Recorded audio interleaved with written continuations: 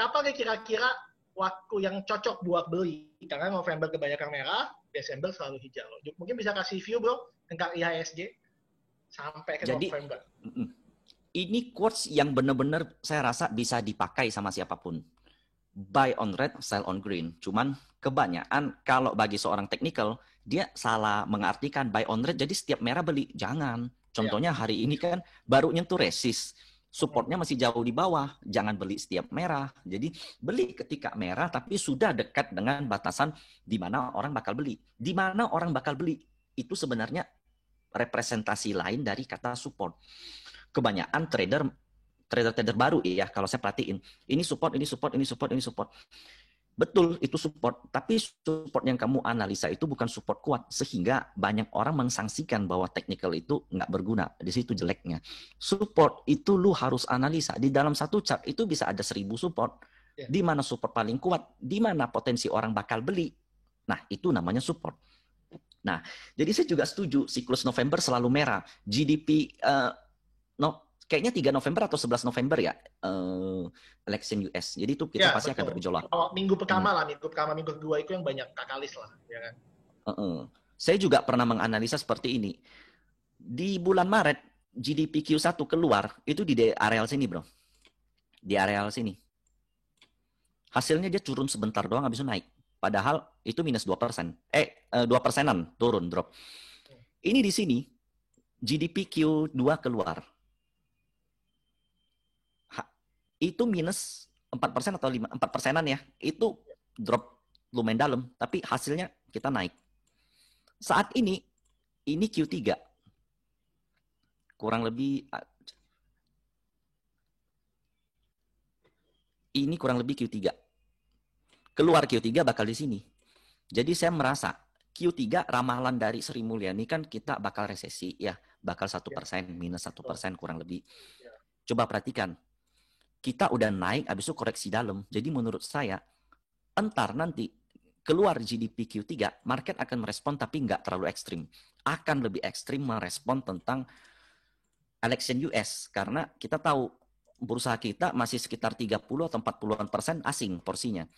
Ketika ada sesuatu yang mereka nggak seneng di sana, mereka bakal tarik duit dulu, SOP, amankan cash. Contohnya kalau Biden menang, mereka kan pasti bakal pindahkan duit ke emerging market. Mereka bakal restruk dulu. Kita ambil dulu dana-dana yang ada di seluruh bursa. Habis itu kita plan ulang. Harus ngapain. Karena fund manager di US itu pasti udah punya 2 plan. Kalau Trump menang ngapain, kalau Biden menang ngapain. Jadi November selalu merah. Itu salah satu menurut saya, kalau fund manager, itu setiap akhir tahun kan pasti harus laporan kepada nasabah. Ini nih outperform gua. Contohnya saya ABCD Investama, atau saya ABCD pengelolaan keuangan, atau saya reksadana ini, reksadana itu. Malu dong kalau sampaikan ke konsumen tahun ini saya minus 20%, kan jelek gitu kan. Itu kan akhir kuartal Q4. Makanya November kebanyakan merah. Itu karena fund manager lokal yang di Indonesia kebanyakan prepare cash. November nggak apa-apa, kita sama-sama semua merah, kompak deh, nggak apa-apa. Lu bandingin gue sama fund manager sebelah, gue juga merah, nggak apa-apa, lu juga merah. Karena gue prepare cash. Mereka bakal prepare cash untuk kemudian melakukan yang kita kenal dengan window dressing. Window dressing itu mereka inject duit ke Desember biar kelihatannya bagus gitu. Jadi window dressing itu istilah yang dipakai fund manager. Menikmati hasil kuartal tutup tahun dengan hijau-hijau. Maka dari itu siklusnya selalu seperti itu. November saya melihat IHSG kemungkinan potensinya drop paling maksimal itu di sini, bro. Kalau saya tarik Fibonacci, jadi buat teman-teman yang belum tahu Fibonacci, ini pergerakan bukan indikator ini ya. Jadi ini pergerakan ilmu fisika yang ditemukan oleh Leonardo Pisano. Nah, perhatikan ketika saya tarik dari bawah sampai atas, dia dropnya tepat di bawah sini. Fibonacci pertama. Jadi menurut saya November, area yang bakal di-maintain itu adalah area low dari kemarin PSBB. Yang kebetulan itu juga area dari double bottom di sini. So, teman-teman boleh mulai reduce. Jangan trading terlalu agresif. Saya saat ini posisi saham ada sekitar 25-30%. Hari ini banyak reduce, sebelumnya udah 40%. Saya beli Antam banyak kemarin, trigger buy. Habis itu hari ini kena trailing stop. Jadi udah taking profit. Nah, jika ini tembus, lastnya di sini. Habis itu saya melihat potensi akan tembus EMA 200. Karena ini kita berandai-andai kalau Biden yang menang ya. Kita itu kan masuk emerging market. Porsi kita di MSCI, Morgan Stanley Capital Indonesia, itu kurang lebih, Morgan Stanley Capital Investment itu kurang lebih 1,5%. Jika Indonesia di-upgrade menjadi, anggap kata deh 3% doang, maka fund manager di luar negeri akan masukin duit 2 kali lipat. Oke. Itu di 2021, penting. Jadi IHSG, November, jangan terlalu agresif, terutama di saham blue chip. Jadi saham blue chip itu bisa kita katakan high beta. High beta itu artinya ketika bursa koreksi, dia bakal koreksi juga. Itu korelasinya tinggi. Trading di saham-saham yang second liner. Second liner itu contohnya kayak saham main itu second liner. Tapi jangan yang gorengan. Second liner itu bukan gorengan. Gorengan itu fourth liner, itu penny stock. Saya nggak pernah sentuh sama sekali. Jadi second liner yang lain, contohnya kayak INAF, KF mungkin bisa masuk second liner. Terus kayak saham-saham kayak seperti TINS itu bisa second liner.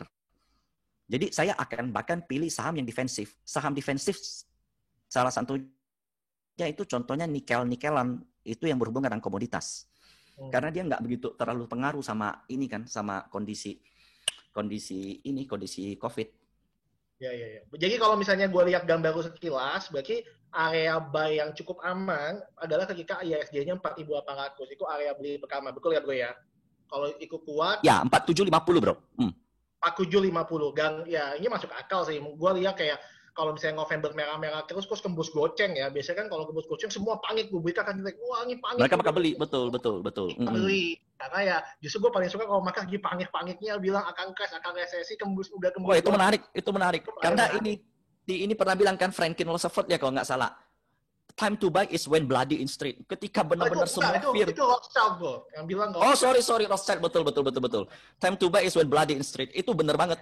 Itu lebih bagus daripada, quotes-nya lebih bagus daripada buy when others greedy. Itu sebenarnya lebih bagus. Karena ketika bloody itu menandakan bahwa di mana-mana semua udah benar-benar fear. Nah itulah sebenarnya peluang. Ya, gue pribadi paling suka sih ngikutin psikologis pasar. Kalau misalnya market koreksi tembus level psikologis, habis itu semua berita panik, gue paling gemeng masuk di sana. Karena biasanya itu lebay banget. Pokoknya naiknya juga cepat kalau nyari-nyari. Dan makin lebay kita makin semangat bro sebenarnya. Kalau yang ngerti tentang psikologis market. PSBB kemarin kan salah satu momen tuh, yang PSBB-nya Pak Anies. Betul. Momen banget.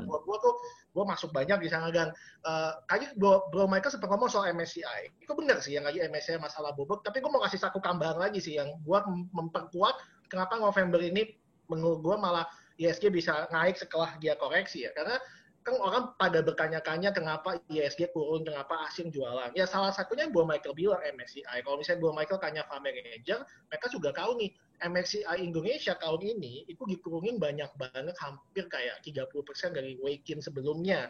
Karena China-nya naik banyak. Nah, kenapa China naik? Betul. Karena di China banyak saham-saham teknologi. Tencent, yes. Ya kan? Kita nggak punya teknologi. Itulah kenapa pemerintah paksa Gojek IPO. Kita punyanya banking. Iya, kita punya banking, tapi kan banking kan bukan teknologi yang valuasinya bisa gila. Kita kan nggak bisa bikin banking PE 100, PBV 10 nggak kali. Nggak bisa. Kita udah punya batasnya. Kita punya kakaknya JP Morgan aja nggak ada BPI 100. Kalau banking bisa, Amazon mau yang valuasinya tergolong tinggi, karena growth-nya tinggi. Makanya kan kita kalah. Nah, cuman salah satu kenapa mereka agresif, terutama kalau kita lihat flow asing ya, itu kemarin paling banyak jualan yang cepat dan agresif di bulan lalu. Ya karena Oktober ini rencananya bakal ada IPO terbesar di China dan Hong Kong. Kalau teman-teman kalau namanya Ant Financial, itu adalah anak usaha dari Alibaba, dan ini will be the biggest IPO.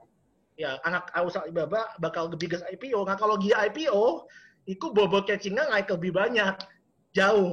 Makanya fund manager antisipasi, dia raise case dulu di bulan lalu, supaya nanti pas Ant Financial IPO, mereka punya cash buat nambahin bobot. Kalau nggak, kita kan kalah sama indeksnya kan. Itulah kenapa cuma habis dia IPO, yang mana IPO-nya sudah dikasih tahu kok bakal bulan Oktober akhir, yang mana 2 minggu lagi atau November awal. Setelah itu IPO, tandanya ya sudah keluar kan, sudah kejadian, sudah bobotnya sudah keluar semua. Nah habis itu menurut gua tekanan asingnya bakal enteng. Jadi kayak pas nih Novembernya merah. Kalau lihat faktor fundamental, Novembernya merah, Desembernya hijau. Bro Michael juga sependapat bisa turun sampai 48, atau bahkan lebih bawah. Habis itu tembus di mungkin Desember ya bro ya. Kalau lihat dari gambar mungkin Desember ya. Jika bisa tembus EMA 200. Semoga ya. Kalau saya lihat sih potensinya ada di Desember. Sebenarnya somehow agak menyedihkan nih bro ya. Jadi yang bro bilang soal China itu wow itu memang benar banget udah hampir jadi negara adik kuasa kan dia sekarang. Ya, Makanya US takut banget sama China. ya. Somehow negara tetangga kita yang rate coronanya juga masih tinggi, sebenarnya negaranya juga nggak maju-maju amat, itu juga di-upgrade tinggi bro. Sama MSCI negara India itu di-upgrade. Jadi kemarin ketika ada rebalancing, Indonesia dengar-dengar sih porsinya dikurangin, India ditambah. Sampai ada info kalau DAPEN, jadi dana pensiun di Kanada, itu bakal masuk ke pasar uang India sebesar 1.500 triliun. Itu nilai yang besar loh. 1.500 triliun itu mungkin sekitar 20 atau 30% IHSG ya. Bayangin kalau dana itu masuk ke kita. Wow, kita bakal bullish sampai tak terkira gitu. Jadi India itu termasuk salah satu negara yang memperhitungkan teknologi. Dia lompat. Jadi dari negara agri, manufacture, service, terakhir kan IoT, jadi teknologi. Nah, China udah teknologi, Jepang juga udah teknologi. India lagi mau lompat ke teknologi. Makanya semua... Dan bahkan banyak programmer yang murah-murah di India, bro. Kita juga tahu lah, programmer bagus juga salah satunya India, kan. Betul. Jago bikin aplikasi, ya kan. Kita sih berharap Gojek, Tokopedia, segala macam bisa IPO lah ya. Iya, ya. Memang ini kalau misalnya kita lihat secara sekilas kan bahkan kemarin kan Bursa Efek sampai ubah regulasi. Waktu itu dulu kan ada isu Gojek mau IPO, tapi kan Gojek IPO pasti kan masih dalam kondisi rugi. Ya, karena merugi jadi nggak bisa kan. Aturan kita kan mesti minimal 5 tahun untung ya. Iya, itu juga diubah bro. Juga ada isu kalau Gojek mau IPO di luar, masalahnya begitu. Juga diubah peraturannya oleh bursa bahwa sekarang boleh dalam keadaan rugi IPO. Asalkan. Oh gitu ya? Iya, saya ada dengar. Boleh. Ini juga dipersiapkan memang Gojek mau IPO. Karena kalau enggak, ya kalau kita nggak punya perusahaan teknologi, wah kita pasti akan kalah sama yang negara tetangga yang bisa gila-gila market cap-nya. Ya, betul, asing bakal keluar terus. Asing sekarang yang paling dipandang itu BCA, yang lain enggak gitu. Sementara BCA aja valuasinya hanya 0,0 berapa dari Apple, bayangin. Dari Feng itu nggak ada apa-apanya kalau kita dibanding dengan mereka. Ya, mungkin kalau mesti tambahin konteks dikit ya, kayak sekarang tuh IHSG satu IHSG-nya cuma 6.000 T, bro. Semua saham yang ada, kalau lu lihat RKI kita cuma 6.000 T.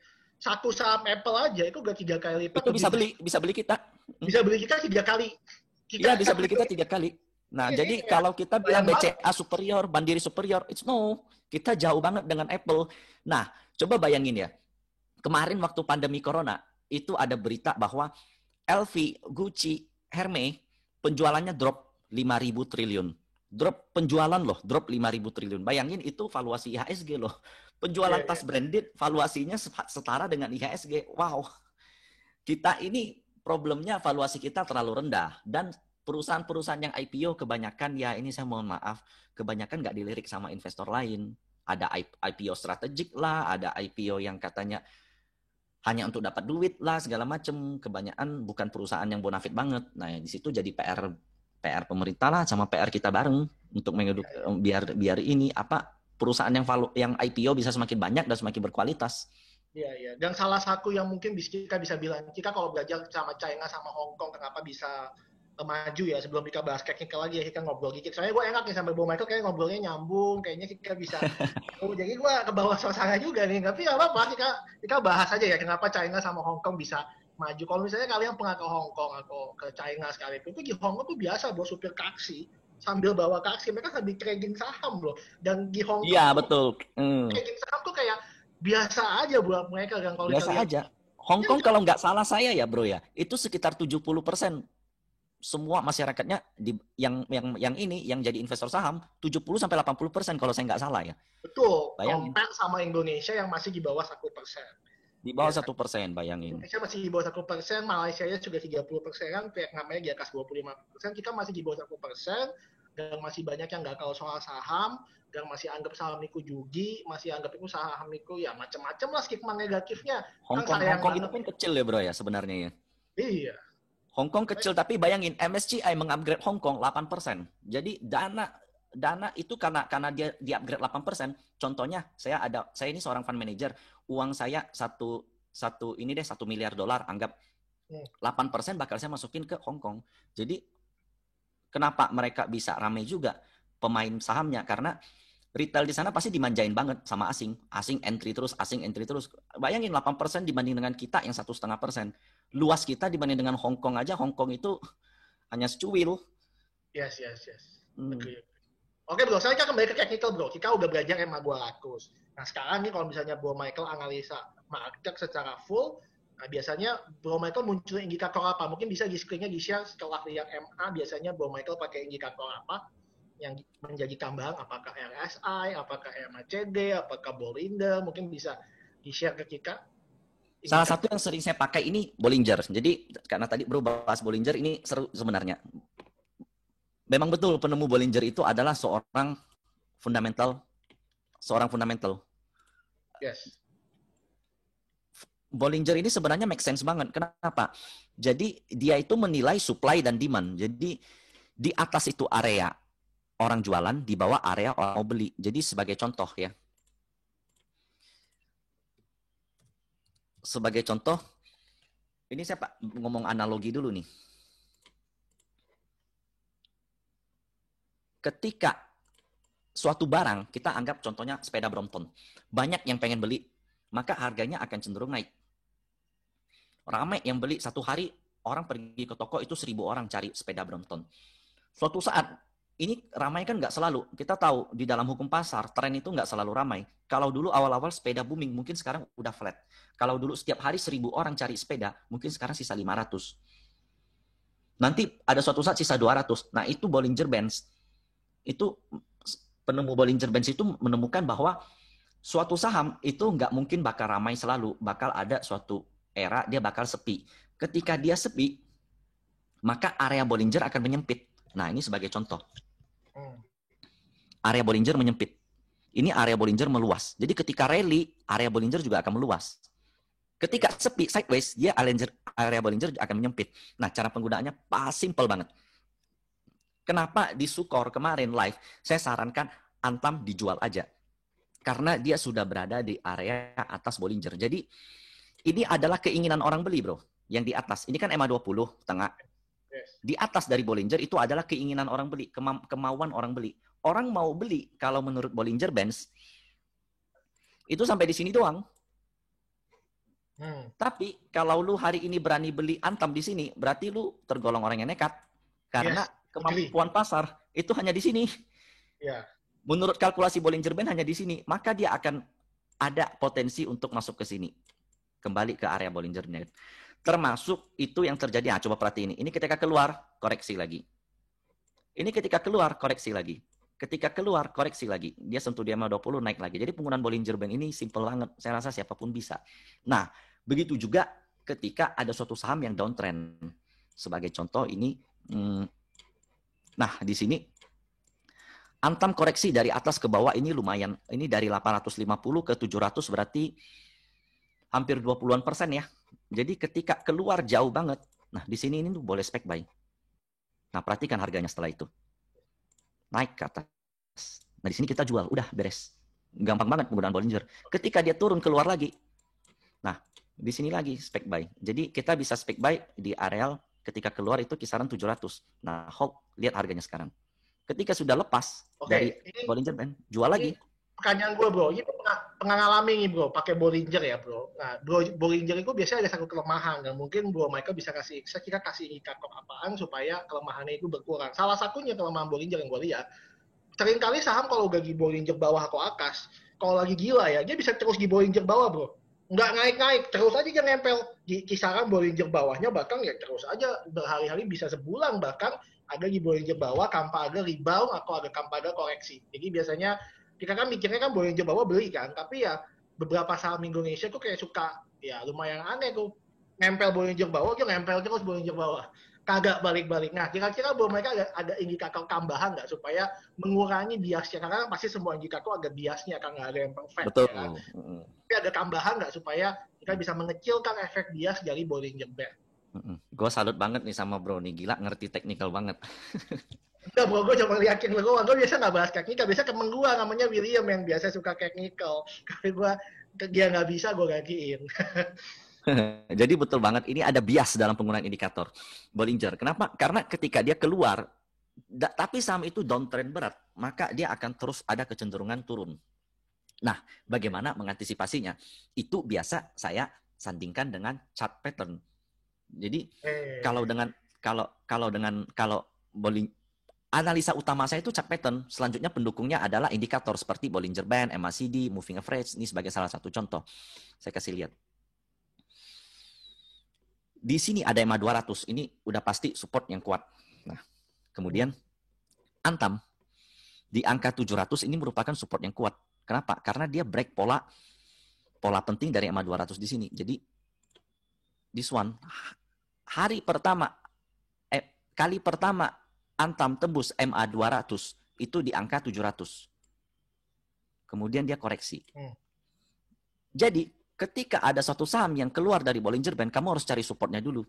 Perhatikan dulu support yang kuat di setiap candle. Nah, ketika ada match, ada support kuat, ada keluar Bollinger, nah itu boleh spek buy. Itu akan jauh lebih kuat. Jadi analisa utama kita sebenarnya bukan Bollinger Band, tapi chart pattern atau candlestick itu kembali. Karena candlestick ini kan harga yang udah benar-benar terjadi. Kalau Bollinger Band ini kan dia menilai supply dan demand. Kalau chart pattern itu harga yang benar-benar udah terjadi. Kalau Bollinger Band itu supply dan demand doang. Jadi penggunaan Bollinger kita harus melihat dengan resist. Nah, sebagai salah satu contoh, Antam mungkin saja loh kalau kita jual dia masih naik terus. Mungkin menurut saya. Kita bisa kejebak. Ini out Bollinger, saya jual. Tapi kenapa saya sarankan jual? Kenapa? Nih, lihat.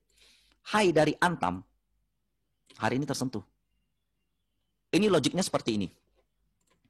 Antam tertinggi di 2019 itu harganya 1175 tertingginya. Sekarang anggap nih saya sama Bro Jason beli di sini. Saya beli di 1175. Karena kita nggak sempat jual, kita diemin. Harganya turun sampai 500. Itu berarti kita minus 60% atau 70%. Kemudian harganya berangsur pulih. Ini era corona. Kita stres nih, jatuh nih, nggak bisa ngapa-ngapain, biarin. Kemudian harganya pulih perlahan, koreksi, lalu hari ini bullish parah. Hari ini dari kita anggap masuk 100 juta deh satu orang, minus sampai 60 juta, kemudian hari ini BP. Kira-kira kita ngapain, Bro? Jual pasti. Psikologis pasti udah bisa keluar ya, udah muak. Psikologisnya jual. Pasti betul. Kan, itu namanya resisten, logik kan? Jadi resisten, support dan resisten itu logik pasar. Nah, Antam hari ini mendapat seller dari all time high dia. Ini all time high atau bukan ya? All time high sepertinya harga Antam 1075. Jadi hari ini banyak sekali saya temukan saham sedang mencoba menentu harga all time high. Salah satunya Antam, KF, Inaf. Kemarin saya temukan lagi beberapa saham. Jadi ini pertanda apa? Sebentar lagi banyak saham yang akan tembus harga tertingginya. Dan itu menarik, bro. Jadi kenapa koreksi? Apakah bearish? Hari ini nggak bearish. Hari ini kita mendapat tekanan dari seller yang beli di sini. Yang beli di sini sih ada loh 1175. Udah BOP lu pasti jual. Nanti ntar nyangkut lagi gimana? Nah kita dapat salangan dari situ. Maka dari itu saya bisa padukan dengan Bollinger Band. Pertama ini resist, kedua adalah Bollinger. Udah ketemu resist gede, Bollingernya over banget, ya udah jual. Jadi itu combine. Oke. Seperti itu cara penggunaannya, bro. Jadi indikator memang bisa menjebak, tapi analisa utama kita adalah candle dan volume. Indikator itu tambahan. Kalau saya ibaratkan seperti ini, bro. Kalau kita naik kapal, bensin kemampuan kita mengendarai itu adalah bensin itu volume. Kapal kita itu cat. Nah, sementara indikator itu seperti GPS, arah angin, segala macam. Kalau kita nggak pakai indikator pun, tapi kita seorang pelaut yang handal, itu bisa aja. Saya nggak perlu lihat Bollinger Band juga pasti saya jual kok. Kalau nyentuh di sini. Tadi saya sell on strength di areal sini, bro. Saya post di Stockbit areal sini, saya beli, saya jual di areal sini. Tanpa lihat Bollinger Bands. Oke. Seperti itu, bro. Karena lu lihat dari ininya ya, dari kacamata itu high tertinggi dalam 5 tahun, yang mana banyak orang potensi profit taking gitu ya. Selain akan mendapat aksi taking profit dari yang beli di bawah, termasuk saya, itu akan mendapat aksi seller dari yang megang lama yang nyangkut. Betul. Oke. Nah sekarang kita ngomongin dalam 2 minggu ke depan. Jadi kira-kira kita kalau masih mau trading nih di pasar modal Indonesia sampai akhir Oktober, itu kan kayak mungkin 10 hari kerja lagi. Kita mesti ngapain? Kita all cash, ya kan? Atau kita pindah ke saham yang low beta yang korelasinya dengan indeks itu rendah. Karena tadi kan bro bilang terutama yang dijual adalah high beta. High beta kan ya hari inilah banking. Banking juga pasti high beta sama indeks ya. Korelasinya sama. Indeks itu 1%, banking malah pasti turunnya lebih banyak. Tapi kan ada saham-saham juga yang low beta, yang mungkin korelasinya tidak searah dengan indeks. Kita bilangnya saham defensif. Nah, jadi apa strategi kita bro? Kalau bisa kayak gini, apa kita mesti all cash, tungguin sampai 4.800, atau kita pindah ke defensif, atau mesti ngapain? Kalau kita mau punya aksi di 2 minggu ini. Pertama, kita lihat IHSG dulu. Saat ini IHSG menguji MA200 2 kali. Maka potensi IHSG adalah koreksi. Koreksi pertama itu di areal ini 5.000. Jika 5.000 ini ini pasti akan ada, biasanya agak ada pantulan sedikit, namanya dead cat bounce. Jika nggak mampu, dia bakal turun lagi. Pertanyaan saya adalah, ini adalah benchmark gambaran dari 580-an atau 590-an saham yang ada di Indonesia. Penggerak utamanya itu tentunya banking. Kalau seandainya di luar negeri itu biasanya saham teknologi penggeraknya. Menurut saya kita mesti hindari banking yang high beta. Banking high beta itu BCA udah pasti. BCA mungkin low beta. Pokoknya BNI yang paling tinggi. BNI yang paling tinggi. BTN juga, kayak agro juga sekarang termasuk high beta. Agro itu 2, lebih, gila. Jadi IHSG naik 1%, dia ARA. IHSG hari ini minus 1%, dia ARB. Itu betanya tinggi banget. Kita mesti cari saham yang betanya rendah. Salah satunya itu saham defensif. Jadi ubah stock pick kita menjadi saham yang defensif yang bisa tahan terhadap penurunan IHSG. Seandainya nih, ini kan sekarang IHSG 5.100. Andai kata dia bisa mampu turun ke 4.800, itu kan kurang lebih 5%-an lah. Jika porto kita mampu standby 2%, seandainya, anggap IHSG minus 5%, porto kita cuma minus 2%, itu sebenarnya kita hebat loh. Itu artinya kita perform 3%. Yes, kita outperform 3% ya. Outperform, betul. Outperform kan ada underperform, ada outperform. Kita outperform 3% sebenarnya. Kalau seandainya kita minus 7% atau 8%, berarti ada yang salah dengan pemilihan saham kita. Ada yang salah dengan cara trading kita. Karena kita mungkin pilihnya yang di saat bursa koreksi, dia juga koreksinya paling dalam. Salah satu saham yang, jadi tips saya buat saham-saham, buat teman-teman kalau mau trading, pilih saham yang defensif. Salah satunya contohnya kayak Sido, itu kan nggak pengaruh. Tebik kalau nggak salah nggak begitu pengaruh. Tower juga nggak begitu pengaruh. Terus saham-saham industrial land itu juga betanya rendah-rendah. Seperti itu. Ini bro, kita langsung masuk ke stock pick bro. Ngomongin soal defensif, ada nggak saham defensif yang kira-kira dalam 1 sampai 2 hari itu lumayan bisa menarik untuk dibeli, yang ada di level support? Bro Michael Yo, lihat nggak dalam hari ini, penutupan ini, atau mungkin besok kalau kita asumsi lanjut jago lagi, kira-kira bakal ada di area support-support yang menarik banget buat dibeli, dan itu sahamnya defensif, misalnya consumer goods. Oke, kalau beberapa saham defensif ya, menurut saya